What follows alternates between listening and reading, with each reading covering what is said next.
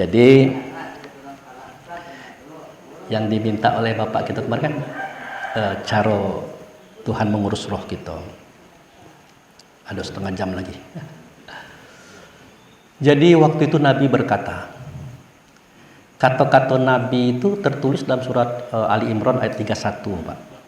31. Bunyinya, Qul in kuntum tuhibbunallah fattabi'uni. Kalau kamu mencintai Allah, ikut saya, kata dia. Yuhibbukumullah, yaghfir lakum dzunubakum, wallahu ghafurur rahim. Nah, itu. Kalau kamu mencintai Allah, ikut aku. Supaya apa? Supaya kamu dicintai oleh Allah dan diampuni dosa. Kalau kamu ikut saya, kata Nabi. Tapi kalau kamu tidak ikut, ya sudah, saro kamu situ. Gitu. Pak Ustadz, kalau kami tidak ikut Rasul, tidak dikasih oleh Allah, tidak diampuni dosa. Iya, tidak dikasih oleh Allah dan tidak diampuni dosa. Woi, kalau gitu bahaya itu Pak Ustadz. Mbak kini kami tidak ngikut Rasul. Mana Rasulnya? Kan lah mati Rasul. Nah, kan gitu tuh. Nah, kita lupa Pak, yang mati itu bukan Rasul. Rasul kan artinya utusan. Orang yang berjalan dari Allah kepada kita. Itu yang Rasul. Tentu tidak mungkin nampak Rasul karena beliau nur. Maka dikasihlah Rasul itu tubuh, badan, jasad yang sama cak kita. Adonian di Madinah tempatnya dikubur. Badannya itu ada di Madinah dikubur. Nah, itu yang mati. Tapi isi daripada badan itu tidak mati dia. Kemana dia? Dikatakan oleh Allah dalam Al-Quran, la uqsimu bihazal balad wa anta hilu fi hazal balad. Muhammad, aku berjanji dan bersumpah dengan negeri ini bahwa engkau tetap ada dalam negeri ini. Nah, mulai Allah menunjukkan negeri. Karena kita nak ngikut, nak mencari beliau di situ. Negeri yang mana Pak Ustaz? Lari ke surat Ali Imran ayat 96 Pak Ustaz. 96-97. Inna awala baiti wudi alinasi lalazi bibakkah mubaraka wa hudil alamin fihi ayatu bainatu maqama Ibrahim mandakalau kana amina. Sesungguhnya rumah yang pertama kali aku yang membuatnya, kata Allah. Aku yang membuatnya, itu rumah yang di Bakkah. Rumah yang di negeri Bakkah itu. Dikurung oleh kawan Mekah. Hilang hakikat. Kita kira Mekah itulah. Padahal bukan Mekah maksudnya. Kalau rumah yang pertama kali, artinya belum ada rumah sebelum itu, Pak. Nah, saya yang membuatnya, artinya Allah yang membuatnya, bukan tukang. Ada di mana? Di Bakkah. Bakkah itu bukan dunia, Pak. Bakkah itu adalah suatu negeri yang di luar seantero alam semesta. Hancur langit, hancur bumi yang 7 ini, negeri itu tidak terganggu, tidak tergoyahkan dia. Karena adalah negeri hakikat. Jadi di negeri Bakkah itu ada rumah. Nah, jadi di dalam rumah itu ada orang yang membawa petunjuk, ada orang yang membawa agama. Makanya ayat itu begini, hudalil alamin, petunjuk bagi alam semesta. Sesungguhnya rumah yang pertama kali aku yang membuatnya, itulah rumah yang di negeri Bakkah, petunjuk bagi alam semesta. Nah, kita kira petunjuk bagi alam semesta langit bumi ini. Bukan. Alam semesta yang dimaksud itu alam semesta tubuh. Tubuh ini alam. Bahkan alam semesta yang besar ini duplikat daripada tubuh kita sebenarnya. Petunjuk bagi seisi alam. Isi alam apa? Ruh tadi. Jadi kalau ruh itu nak minta petunjuk kepada Allah, dia harus datang ke Bakkah menemui rumah tadi. Sebenarnya bukan rumah itu yang dicari, orang yang dalam rumah. Siapa orang itu? Dia memegang petunjuk, dia memegang agama. Dia membawa petunjuk, dia membawa agama. Makanya ayatnya berbunyi, huwallazi arsala rasulahu bil huda wa dinil haq. Adalah liyuzhirahu ala dini kullihi walau karihal musyrikun. Dia itu Allah mengutus Rasul. Allah mengutus Rasul. Rasul ini membawa petunjuk, Rasul ini membawa agama. Ternyata petunjuk dan agama ada pada Rasul, tidak pada Allah. Makanya kalau kita mencari Allah, tidak bisa, pasti kita bertemu Rasul. Kenapa? Petunjuk di sini, agama di sini. Makanya beliau diturunkan sebagai guru besar. Bukan guru besar bagi kita baik, Pak ya. Di alam sana, dia adalah guru besar para nabi dan rasul. Nabi dan rasul para wali jumlahnya 124.313. Gurunya tuh beliau. Di alam sana. Makanya beliau bergelar Syahidul Mursalin. Syahidul Mursalin itu artinya syekhnya para rasul. Guru besarnya para rasul. Di mana di alam sana? Maka Adam sampai Isa tidak ada yang tidak kenal kayak beliau ini. Cuman di alam itu namanya bukan Muhammad, melainkan Ahmad. Nah, itu. Setelah dia bertubuh, baru dia bernama dengan Muhammad. Nah, jadi yang di dalam rumah itu, yang duduk di atas tahta kerajaan Tuhan, itu adalah beliau, Pak. Muhammad itu. Ah, gitu.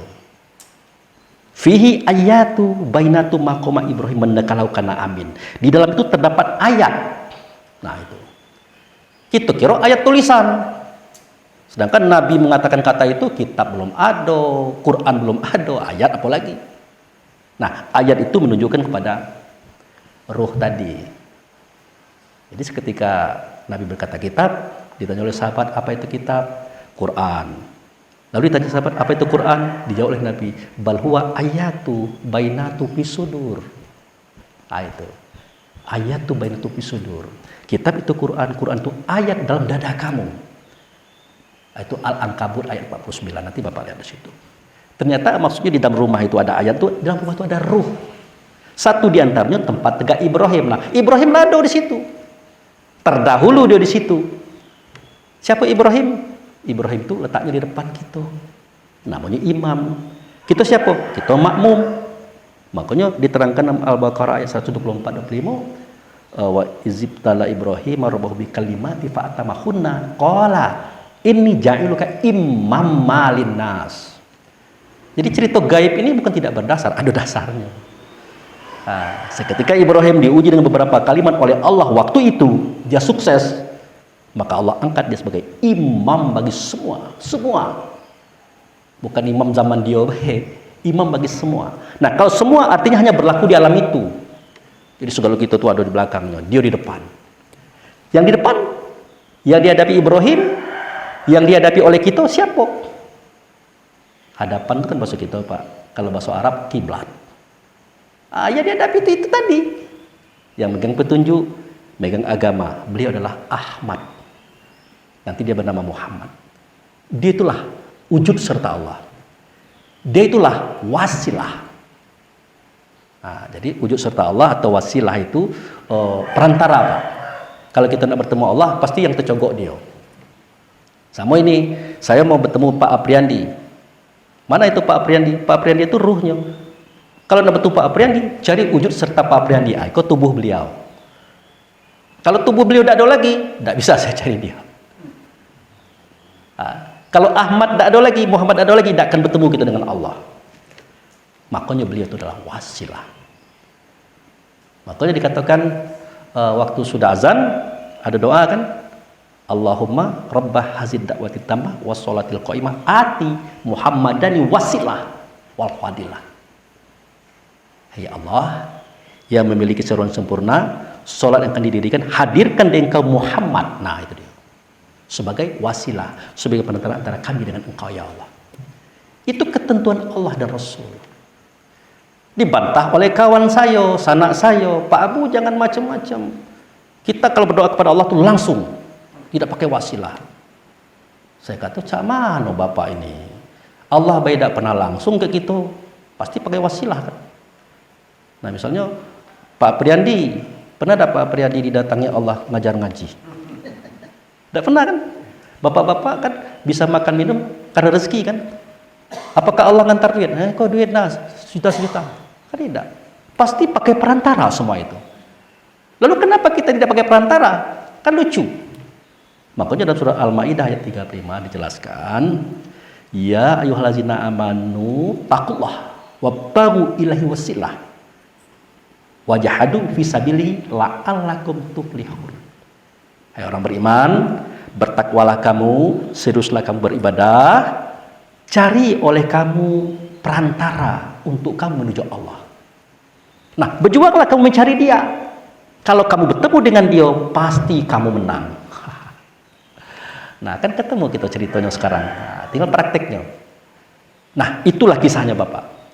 Karena kita minta petunjuk kepada beliau, harus ke tempat itu, tidak mungkin. Maka dimudahkanlah kajian ini oleh Allah, oleh Rasul, Bakkah dijadikannya Mekah, Baitullah dijadikannya Ka'bah, Maqam Ibrahim ada di depan. Nah gitu. Ada di mana itu? Ada di dunia kita. Tugas kita apa? Nah, ngingat itulah. Pertama kali ngingat sejarah ini, yang kedua mengingat Masjidil Haram ada di Mekah, di tengahnya ada Ka'bah, depannya ada Maqam Ibrahim. Makanya surah Al-Baqarah dikatakan wa min haitsu kharajta fawali wajhaka Masjidil Haram. Wa min haitsu ma kuntum fawali wajhaka satrah. Dari mana saja kamu keluar, di mana saja kamu datang, hadapkan wajahmu ke Masjidil Haram. Nah, ada apa di Masjidil Haram? Ada tanda Baitullah, Ka'bah. Di depannya Maqam Ibrahim. Sudah itu fatakhizu mim maqama Ibrahimus shalah. Ambil oleh kamu sebagian Maqam Ibrahim, kamu sholat di situ. Dengan apa? Dengan ingatan kita. Bukan dengan badan tidak mungkin. Dengan ingatan kita. Makanya perlu ingatan ini dikuatkan untuk mengingat situasi itu. Nah, jika kita sudah hadir di situ dengan ingatan kita, perasaan kita, kesadaran kita, artinya kita sudah berhadapan dengan Ka'bah. Kalau sudah berhadapan dengan Ka'bah, artinya sudah berhadapan dengan Baitullah. Kalau sudah berhadapan dengan Baitullah, artinya sudah berhadapan dengan Rasulullah. Kalau sudah berhadapan dengan Rasulullah, artinya sudah berhadapan dengan Allah. Walaupun Rasul itu bukan Allah. Gitu. Itu makanya digiring kita ke situ. Nah, jika itu berhasil, nah disitulah Allah dan Rasul memperbaiki pribadi kita. Di situ. Makanya dikatakan falyabudu rabb hadzal bait. Kau sembah Tuhan di rumah ini loh. Nah, kalau sembahyang boleh di masjid, boleh di kantor, boleh. Tapi rasa kita, ingatan kita, batin kita, perasaan kita di situ. Itu perintah. Supaya apa? Nah, supaya pertama kali supaya kita dikatakan ikut Rasul.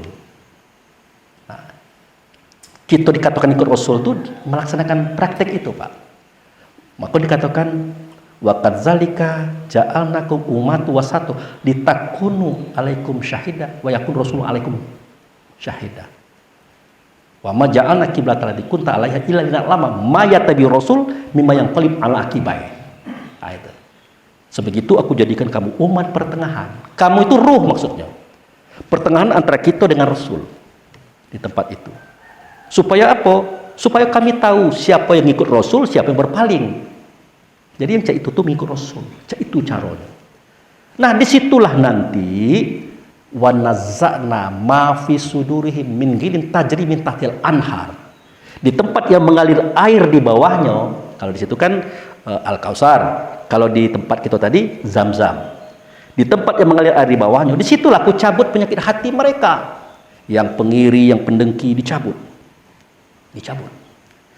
Lama-lama kan habis penyakit hati ini. Nah, kalau habis baru bisa dimasukkan petunjuk, baru bisa nerima nasihat. Berubah gitu. Nah, itulah cara Allah dan Rasul mengurus ruh kita, Pak. Kalau tidak itu tidak pacak diurus, susah. Gitu. Nah, jadi kalau kita cerita tentang bagaimana cara Allah mengurus, ya itulah caranya. Pak Ustadz, kami tidak sholat itu, pening kami. Bebelit-belit. Tidak apa-apa, untuk sementara tidak apa-apa. Memang agak berbelit-belit memang. Tapi jangan lama-lama di luar. Karena ada penaltinya, Pak. Al-Anfal 35. Wa makana sholatahum indal bait mutakau tasdiyah fazuku azaba bima kuntum takfurun. Nah, itu. Sholat mereka yang tidak di rumah itu sama kayak bersiul-siul, kayak bertepuk tangan baik. Bersiul itu apa? Waktu kita membaca berlagu-lagu, ya, bertepuk tangan itu ini. Nah, sama kayak bersiul bertepuk tangan saja. Rasakan oleh kamu azab. Azab apa? Azab penyakit hati. Woi, payah Pak. Penyakit hati ini bahaya ini. Lihat kawan maju kita marah, lihat kawan berhasil kita marah. Akhirnya ngupek kemana-mana. Tidak selesai juga ngupek lagi. Tambah banyak, numpuk penyakit hati. Ujungnya apa? Fazadahumullahu maradun. Penyakit hati itu ditambah lagi oleh Allah dengan penyakit yang baru. Apa itu? Merebetlah ke fisik. Mulailah jantungan, liver, macam-macam, masuk rumah sakit. Nah, baru tahu dia. Nah, itu azab. Gitu. Bima kuntum takfurun, karena kamu kafir, kata Allah. Ini Allah yang ngomong, Pak. Kafir itu dalam artian karena kamu tidak ikut prosedur, ingkar. Gitu. Nah, jadi begitulah caranya Allah dan Rasul mengurus ruh kita. Jadi Bapak Ibu yang saya hormati, ada waktu dikit lagi. Kalau nak bertanya, silakan. Jangan makan goreng. Silakan Bapak Ibu. Ya, silakan. Terkait yang Mekah awal-awal Rasulullah itu berdakwah, kiblatnya di Yerusalem. Mengapa terjadi kiblat di Yerusalem di tahun 2 Hijriah? Ya. Mekah kan. Bagaimana? Masih. Ini Assalamualaikum warahmatullahi. Ini tema bulan depan ini. Bayangkan Pak, saya buka sedikit. Dalam surat Al-Isra ayat 1. Ayo Pak Andri ya. Subhanallazi asra bi'abdihi lailan minal masjidil haram ilal masjidil aqsa allazi barakna haulahu linurihi min ayatina. Ya, innahu was-sami'ul basyir. Maha suci dia. Nah, jangan sebut Allah dulu. Maha suci dia. Kenapa jangan sebut Allah Pak Ustadz? Nah, karena kata Allah itu sudah ada. Yang sudah memperjalankan hambanya. Jangan dikatakan Muhammad dulu, karena kata Muhammad itu tidak ada. Dari Masjidil Haram hingga ke Masjidil Aqsa. Untuk apa? Untuk kami perlihatkan ayat-ayat. Ingat, bukan tulisan. Ingat? Supaya kami perlihatkan ayat-ayat. Sesungguhnya Allah itu maha mendengar lagi maha melihat. Bapak pikirkan elok-elok. Bagaimana mungkin Masjidil Haram hari ini yang kita ketahui dikatakan masjid, sedangkan pada waktu itu beliau baru ndak Isra Mi'raj, artinya sholat belum ada. Karena masjid itu artinya kan tempat sujud. Nah, tempat sujud itu namanya masjid mulia. Nah, waktu itu bagaimana mungkin tempat sujud itu ada, sholat aja belum ada. Nabi baru nak ngambil. Ini cara Allah memancing kita berpikir. Nah, di saat waktu Nabi baru nak Isra Mi'raj, baru nak naik ngambil sholat tadi, apa yang terjadi? Itu yang kita katakan di haram hari ini, itu dalam Ka'bah itu ada 4 patung besar, Lata, Manat, Hubal, Uzza. Di sekelilingnya itu ada 360 patung, tempat kawan minum, tempat kawan berjudi, tempat kawan main betino. Masih itu dikatakan Masjidil Haram. Berarti yang dimaksud oleh Allah itu bukan itu waktu itu. Pasti ada yang lain. Tapi kita tidak bertanya. Sudah tuh kita tidak berpikir pula Masjidil Aqsa yang hari ini kita katakan itu Masjidil Aqsa, zaman itu justru belum ada. Yang menjadikan, yang membangun Masjidil Aqsa itu terjadi pada zaman Umar bin Khattab. Kan beliau yang menerima kunci. Kenapa umat Islam tidak berpikir ke situ? Nah, itu. Jadi Masjidil Haram waktu itu belum ada, Masjidil Aqsa waktu itu belum ada. Ngapa kita ajak orang berpikir ke situ? Kita harus jelaskan, pada zaman itu, seketika Allah dan Rasul berkata itu, barang itu belum dikatakan Masjidil Haram. Masjidil Aqsa belum ada. Masjidil Aqsa itu dibangun pada zaman Umar. Kuncinya beliau yang menerima waktu itu. Nah itu kan, ini sekedar pembuka Pak. Nah, ceritanya nanti itu waktu bulan depan. Nah, gitu. Jadi memang betul. Nah, memang betul bahwa tidak bisa agama ini kita terima-terima cak itu Bapak. Kita harus tampung dengan akal kita dulu. Kita pikirkan. Tapi Pak Ustadz, hadisnya ada itu. Sahih. Oke. Boleh jadi hadis itu adalah caranya Rasulullah mengajar orang-orang di saat itu secara umum. Boleh jadi. Contoh Pak. Kata Nabi, waktu itu aku dibawa oleh Jibril dan Mikail ke suatu tempat, sudah menunggu seekor binatang. Namanya buruk. Dia tidak besar, dia tidak kecil. Warna kulitnya coklat ke kuning-kuningan, ada bulu-bulu kecil. Nah, catat Pak. Selangkah dia melangkah sejauh mata memandang, kata Nabi itu. Nah, kalau dia mendaki, apa yang terjadi? Pendek kaki depan, panjang kaki belakang. Kalau dia menurun, apa yang terjadi? pendek kaki belakang, panjang kaki depan. Saya ulangi lagi.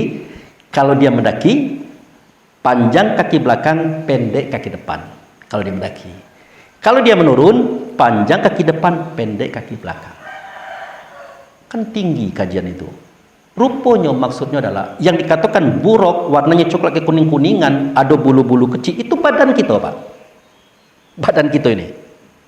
Kalau mendaki, pendek kaki depan, nah melipat dia. Panjang kaki belakang, itulah waktu kita sedang tegak. Sedang tegak dalam sholat itu. Kalau dia menurun, itulah waktu kita sedang sujud.